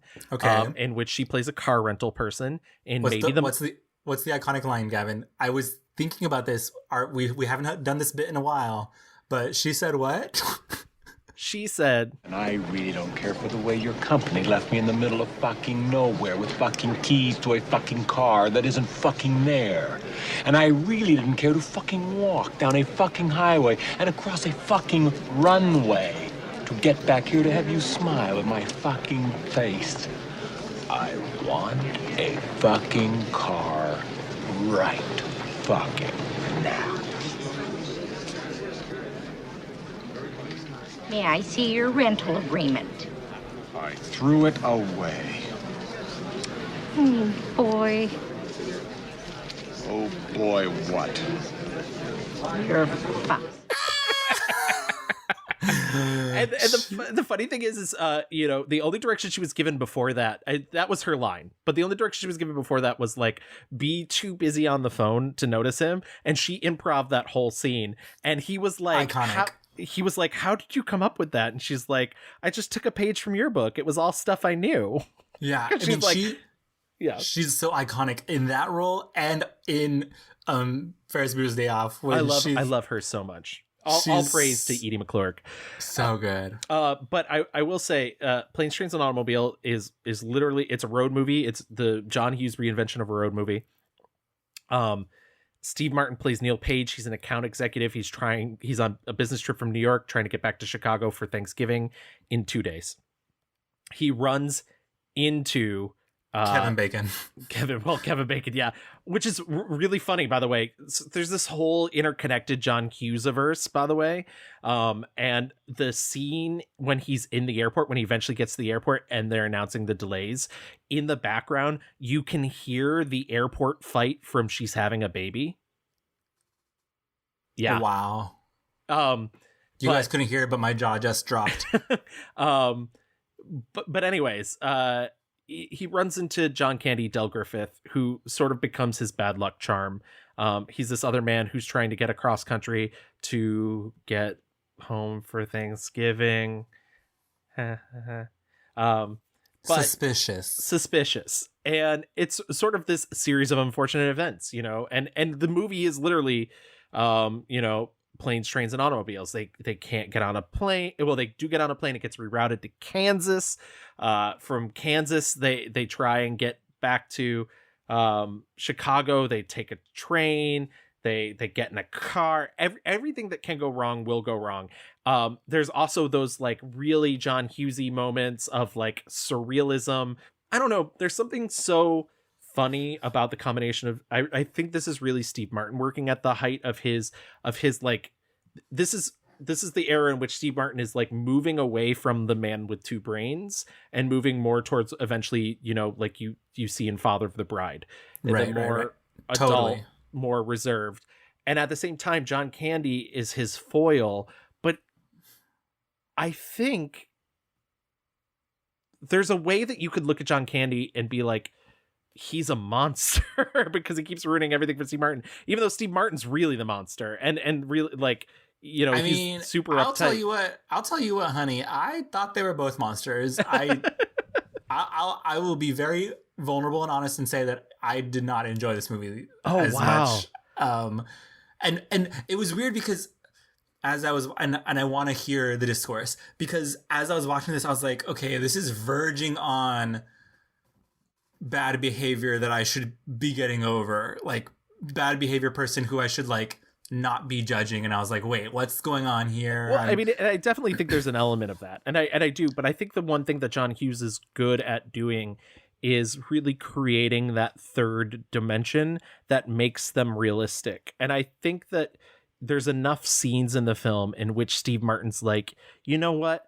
I am an asshole and I am treating you like an asshole and maybe I should be a little more open. And there's enough scenes where John Candy's like, you know what? I'm being an asshole. I'm the guy that like goes in and I smother my friends and I realize like I'm too much. Right. And there's that great scene where he says, you know, they're at the hotel and he says, you want to hurt me? Go right ahead if it makes you feel any better. I'm an easy target. Yeah, you're right. I talk too much. I also listen too much. I could be a cold-hearted cynic like you.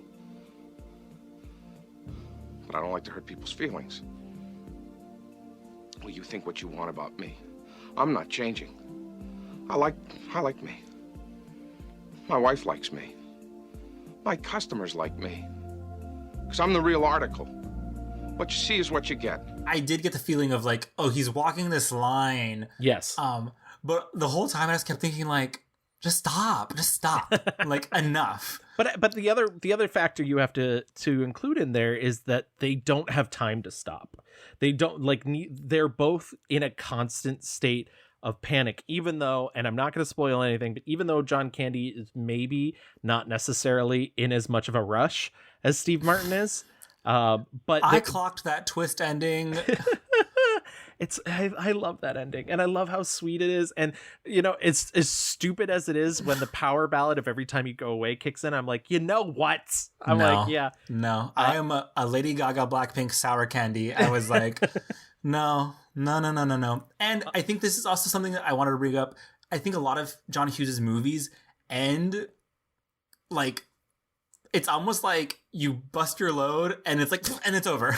Like, it's like, I don't mind that. Well, I mean, some of my favorite horror movies are the Hammer horror films from the 60s that literally just end. Like their version of Phantom of the Opera, the chandelier falls and credits. And I was just like, you know what? Brilliant. You know, Dracula dies, we're done. No closure. You don't need it. You know? I just like, there were parts of me where I was like, Molly Ringwald kisses Jake Ryan and then credits. Like that's it. I was like, yeah. It's, you know, they leave detention, credits. Like there's no resolution of like talking to the parents or whatever. And maybe like that's not the point, but like it's always just so quick. Like the endings for me always feel a little bit rushed and not quite like we just went on a fucking emotional roller coaster ride. Well, and it's like zoom. It is really funny too, because he is such a character writer and whatnot. Mm-hmm. And then at the very end, it's suddenly like, and the plot stopped. And I get where you're coming from, that like when you spend so much time focused on character and suddenly you realize like, oh shit, there is a plot to this movie and it's done. And now I feel, but I think that's, you know, he said very early on in his career, he was watching these movies and a character would die and it would affect him immensely, and he didn't want that for these films. And or he's watching a film and a person gets violently attacked and it really upsets him and he doesn't want that. And I think that's what he's like, I'm gonna get out when the getting's good. And I get hit a lot of time for having sentimental endings, and I do it deliberately. And I choose not to. At some point I depart from reality and say, okay, look, this is what I would want to feel. Life doesn't always come out, movies can. I think it's also his most adult film. It's sort of the beginning of his adult films, and I think it's much more, I guess by adult I mean mature, than something like She's Having a Baby. I was not immune to the charms of Planes, Trains, and Automobiles. There are some really fun, like ridiculous moments, like in the car with the fire. Is that the movie? No, I'm thinking of something else. You're probably thinking of Dutch. I didn't watch Dutch, so I also have a soft spot for Dutch, but I do understand that it is the lesser of the two. But those are both great Thanksgiving movies, by the way. There aren't that many Thanksgiving movies, so there's not. You're right. Yeah. Was there anything else that you want to mention in our 5-star realm? Things that you liked that you want to mention real quick? Am I a monster if I say no? Bitch, you might be. I really tangentially I really like Only the Lonely, which is very little John Hughes influence. I had a hard time. I had a hard time. In the spirit of John Hughes, is there anything like nostalgia wise that like brings up, even though the movie might not hold up, but like you have good memories of or fond of? Like... I mean, I was very fond of Uncle Buck growing up. I really was. And I did, Breakfast Club is fine. It's fine. Like it's I will go one further and say that Breakfast Club is very emotionally affecting. I think that I rewatched and I was like, the monologues that like Emilio Estevez is particularly very affecting. He's this jock who commits this act of violence for no reason other than to impress his father, and it's very powerful. And I was like, man, and it's hard to like feel bad or sad for some fucking white jock dude, but like you do feel the pain. And I think it's also impressive because you don't hear that often. You don't hear the story of like, I don't know. You don't get to get into that world. He knows his characters. He really, really does. Say what you will about him. And, and I know I'm coming off like a negative Nancy. I do like Mr. Mom too, as I mentioned, but once again, I still hate that ending. But yeah, I don't know. He was such a prolific writer, and he could write a character out of nothing. I just wish there was more. Right. I do think these are very interesting relics of people like saying like these are capsules of the 80s. I don't think that's correct. I think these are capsules of like white, straight, like, America that it's very narrow because it completely ignores a lot of what was happening in the 80s. Like there was a lot happening in the 80s culture-wise that was not these movies. Yeah. These movies do capture the music, capture some of the kind of outlandish fashions, the teen angst of it all. I do get that. There is some like fun to be had in watching Some Kind of Wonderful. Like there is something there. I don't think it's like the best movie, but like it's really funny to see, Mary Stuart Masterson just being like, I'm a rock and roll girl, and I just like I'm in love with my like soft painter boy. Like it is, there is entertainment value there, but again, like we've said, it's just you cannot romanticize these movies because they are not real, and they only contributed to the like this fake thing of like how prom needs to be a certain way, and you need to fuck girls by a certain time, and you have to go to New York and spend $10 billion to have a good time. So like knowing that, it's like, do I have fun watching Home Alone? I do, but like I can't pay attention too much to like getting underneath it, and that's the same thing for a lot of these movies. But like they are relics of what white people wanted us to believe the 80s were, but it's not real. It's a fantasy. And so if you go into these movies thinking this is a fantasy, a white fantasy, a straight fantasy, you'll have some fun. Anyway. I know. I think that sums it up perfectly. So before we get into our fast forward, why don't we do our mixed reviews review? My 1-star review was 1991's Curly Sue. And my 1-star review was 1985's Weird Science. My 5-star review was 1986's Ferris Bueller's Day Off. And my 5-star review was 1987's Planes, Trains, and Automobiles. I'm not winning that poll. Bitch, I might.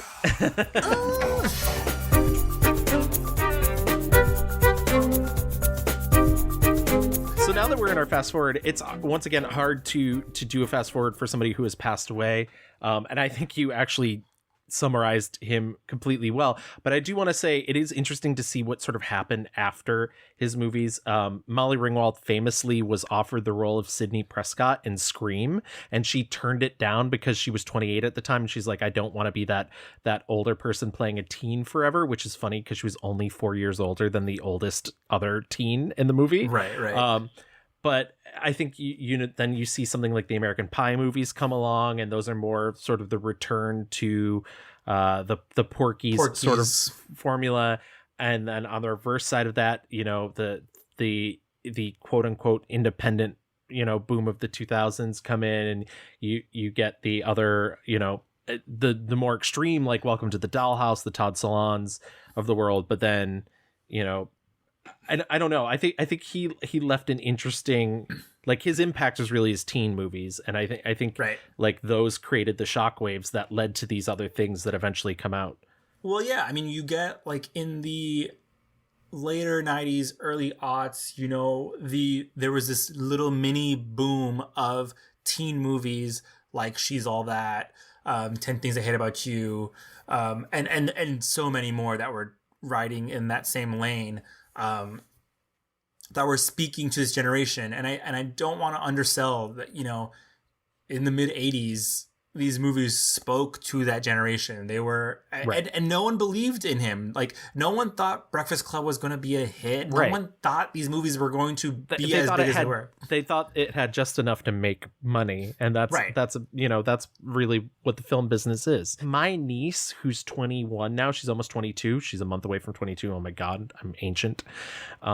She was born in 98, and I don't know if she's seen any of these movies, and right. I don't think they have any effect on her, and I'm curious to see like where that legacy goes, because I also don't think she's seen like any of the American Pie films or really cares about them, and well, yeah, I mean, I think like moving further into time, when people think of like more recent classic teen movies, you think of like, I don't know, like Mean Girls, that type of stuff. And she definitely knows Mean Girls, and she can do that, we right. wear pink on Wednesday. And but I think and maybe there is something there moving the needle towards, I don't know, more like less conservative takes. But like I think John Hughes, he in this article in Vanity Fair, he talked about wanting to try making a musical, try